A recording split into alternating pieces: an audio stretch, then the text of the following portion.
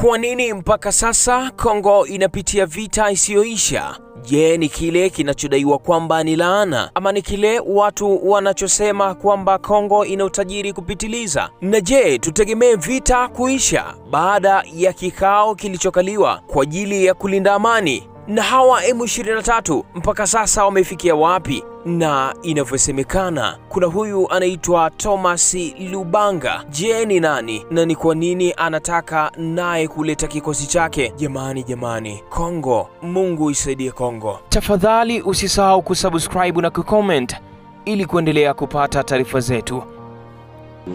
Tunakondane mainchi ile ya inji.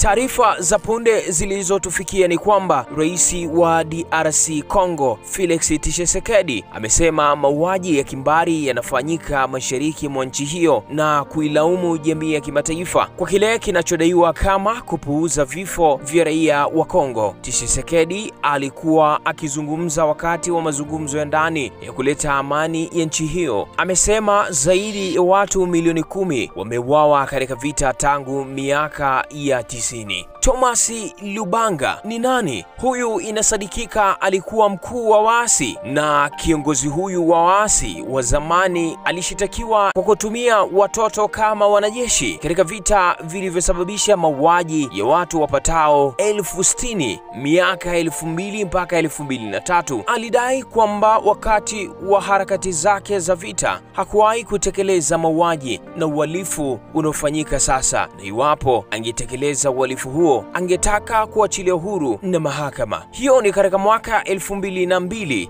mpaka 2003 alipokataa kwamba yeye hausiki na waasi ama na machafuko ama na mauaji. Lakini kwa sasa inasemekana Thomas Lubanga naye anataka kuleta kikosi chake ndani ya DRC. Kitu gani ambacho kitatokea? Itakuwaje?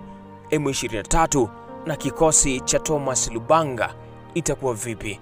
Jina langu ni Joseph Gerardi wa Ama Media News.